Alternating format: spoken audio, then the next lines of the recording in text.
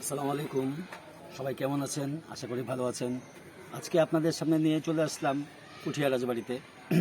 তো এই পুঠিয়া রাজবাড়ির যেই দৃশ্যগুলো এবং যে দিঘি, একটা বিশাল দিঘি আছে, এই দিঘিটা সৌন্দর্য অনেক এবং মনোরম পরিবেশ। আর পাশে আছে একটা মন্দির। আপনারা এর আগে কখনো এসেছেন কিনা জানি না, তবে যদি না এসে থাকেন অবশ্যই আসবেন। প্লেসগুলো অনেক সুন্দর এবং ভালো। আর আমাদের এই গাড়ির বিষয়টা হচ্ছে যে আমার যে ড্রাইভিং স্কুল আছে, সেই ড্রাইভিং স্কুলে এই গাড়িতেও কিন্তু আমি ড্রাইভিং শেখাই।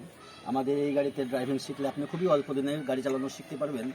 আর গাড়ি চালানো শেখার ক্ষেত্রে যেসব বিষয়গুলো জানা জরুরি, রোড রুলসগুলো এবং গাড়ির যে মেকানিক্যাল রুলসগুলো, এগুলো নিয়মকানুনগুলো আপনাদেরকে আসলে জানলে সব থেকে ভালো হবে। আর গাড়ির দক্ষ চালক হতে গেলে আপনাকে অবশ্যই রুলস মানতে হবে এবং দক্ষ ড্রাইভার হতে গেলে আপনাকে সর্বপ্রথম মনোযোগী হওয়া লাগে। আর মনোযোগের যদি না হন, যে কোনো সময় দুর্ঘটনা ঘটাটা স্বাভাবিক। তো দর্শক আমাদের বিষয়টা হচ্ছে যে গাড়ি চালানো শিখতে হলে ভালো দক্ষ ড্রাইভিং যে প্রশিক্ষণ দেয়, সেই ড্রাইভিং প্রশিক্ষণের কাছেই প্রশিক্ষণ নেওয়াটা খুব জরুরি। তো আরও অনেকে গাড়ি চালানো শেখাইতে পারে, কিন্তু কে কীভাবে চালানো শেখায় সেটা তো বিষয় না। বিষয় হচ্ছে আপনাকে নিজেকে ভালোভাবে শিখতে হলে, জানতে হলে দক্ষ ড্রাইভারের কাছে যাওয়া উচিত।